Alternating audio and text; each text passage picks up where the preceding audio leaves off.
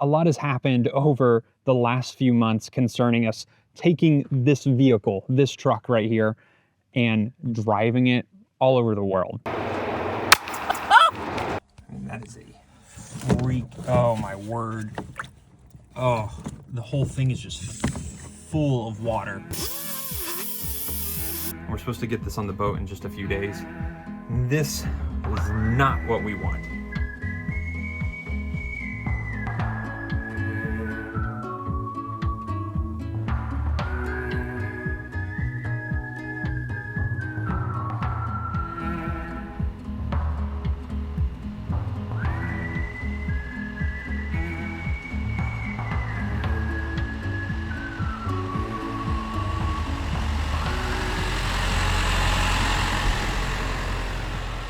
And the last place that we left you was this conversation. Normally you have to deliver 7 days in advance of sailing date.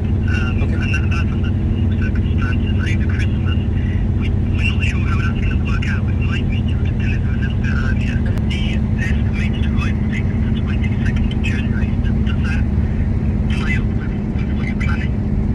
Do you want to do the 20? We could do earlier. No. No, but that would be fine. We would, Okay. Yeah, that would be fine. All right, well, we'll get that information over to you today, and yeah, we'll just go from there. We had finally gotten a shipper, and he was going to give us information on how much it was going to cost and what date we needed to take this truck down to the port. The catch was, we just needed to wait 24 to 48 hours. 24 to 48 hours came and it passed, and we waited because we're patient people. And then a week passed, and then 2 weeks. No answer whatsoever. I sent emails. ETA? Question mark. Hope you're doing well. Can we have information on when we can ship our truck overseas? Still no answer. So I went on to this Overlanding Facebook group and I typed in, I need help shipping my truck. And unfortunately, I learned the hard way that sometimes asking things in a public forum can get you in trouble. And that's exactly what happened. The Facebook group that I was asking questions in was actually owned by the person that I was speaking to on the phone. And so he thought that we were wasting his time because we were asking for other companies that we could ship our truck from. So already we hit a roadblock. And we were missing our first shipping date. So we had to find another company. Now, thankfully, we did find another company and they were actually able to email and communicate in a very responsive time, which we're super happy, and we'll give you more information about that later. So while we were working through the hiccups of shipping the truck, there were a few things that we needed to tidy up. One being the tires.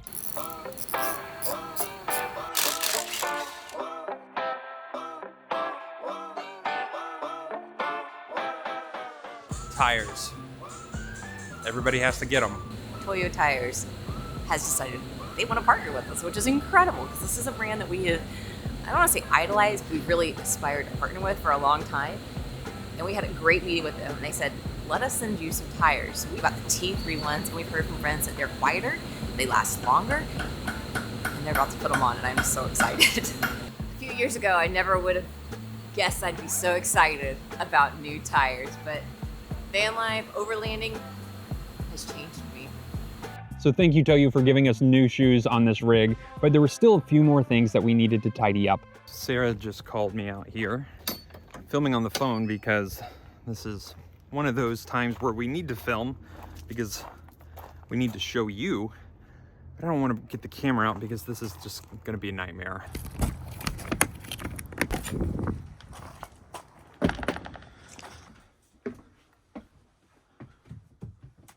All right, if you look, that whole container is full of water. And that is a freak. Oh my word. Oh, the whole thing is just full of water. It's like floating in here. It hasn't, we've got to drain that. It's this box right here. And this box right here doesn't have any plumbing. It is not supposed to have any water in it. It's just an empty shell where we can put spare tools and things. And it's full of water. So now I've got to figure out how to get the water out of here. Here's the truth. Life sucks sometimes. There's a leak somewhere in this vicinity. And yes, that is our Victron inverter. And then everything that AM Solar worked on is right here. Thankfully, nothing is fried yet, and I can hear it dripping. So you can see the water is coming down, and then it's coming through here, and then it's just dripping right there, and it's just been dripping. So it's January 7th, and we're supposed to get this on the boat in just a few days. And this is not what we want, because if we don't fix this, then, you know, we can't put it on the boat like this. We have to fix it now. So hopefully this will be a pretty straightforward issue. But right now, I've got to empty out the whole water tank, and then we'll go from there.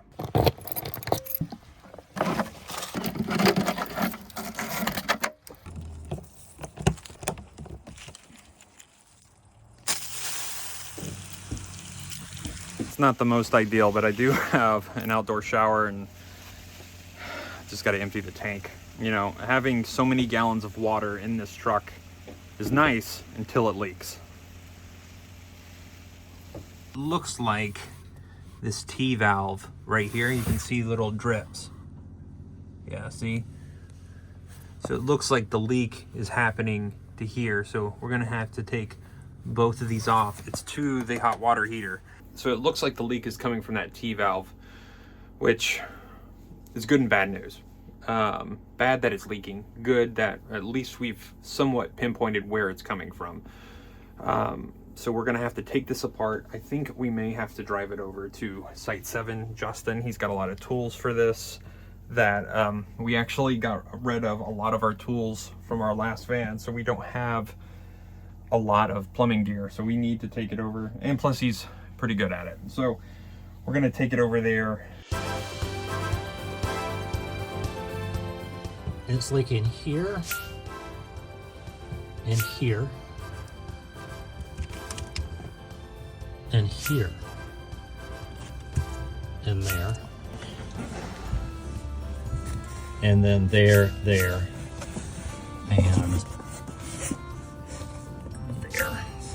What do we win? This needs to come off. This needs to come off. That needs to change. And hopefully we can make this still work if we use a barb fitting or something. But that's what we got.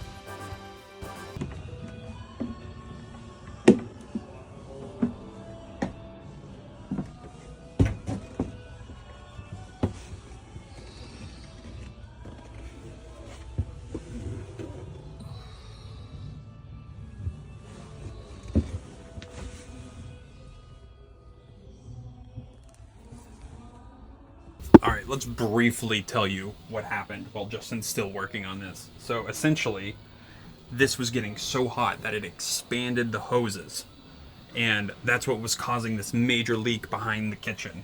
So it was this hot water heater, and the hot water heater got so hot when we had it on, because the hot water is our heater as well. So when we turn on our heater, whether to get hot water or to warm up the cabin, these pipes were expanding because it got so hot.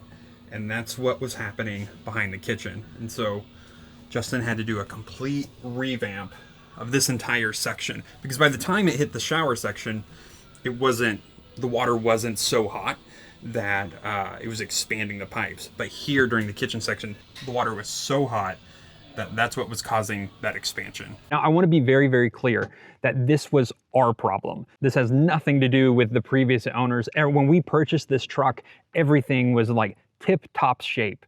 But because we left the heater on for longer than what we were supposed to, and it's our problem, that's why this leak happened. And we are so thankful that it happened here in the States, where we had friends that could get us in and solve this problem before we're in a different country. Because I cannot imagine putting this thing on a boat and then dealing with that while we're down there. So after Site 7 texted us and showed us all the leaks, we knew at that point we're not getting on this boat. So let's break down the shipping schedule right here. Once we get this truck on the boat, then it takes about 3 to 4 weeks for it to get to Argentina, where we were trying to start our journey. By the time we got the truck on the boat, it sails through the ocean, gets to Argentina, and we finally get down there. We would miss the perfect season for Patagonia. So we said, you know what, screw it. We're just gonna drive.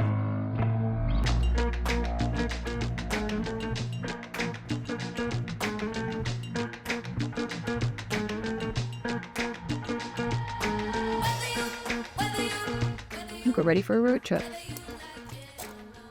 I've wanted to do this so long. So one thing we really wanted to do is we bought these car stickers with all the different countries' flags. So as we go to a new country, we can put the sticker on the back of the car, just sort of as a fun way to like keep track. Sort of like you scratch off on a map or something. It's just fun to look back and see all the different places you've been. But we've already been to the US and Canada in this truck. So we're gonna go ahead and stick those on. So we've already done it. So let's start. Yay.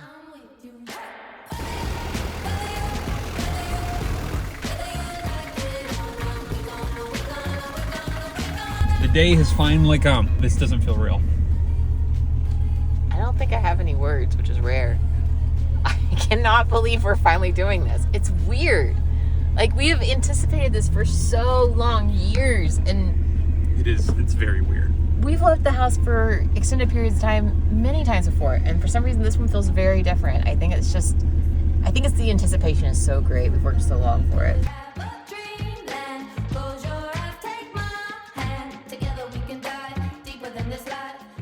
That's the thing with living on the road or trying to do these big adventures, is that you ultimately have to adapt. And that's why we're in the middle of the desert in Arizona right now, because we're adapting and we're driving the Pan Am. Now we have a few stops along the way before we get into Mexico, but that's the goal.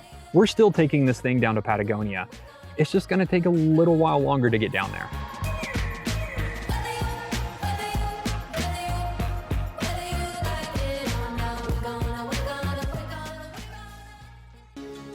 For behind the scenes and extra content, you can head on over to our Patreon community. Otherwise, be sure to follow on Instagram or like and subscribe here. It really helps creators like us.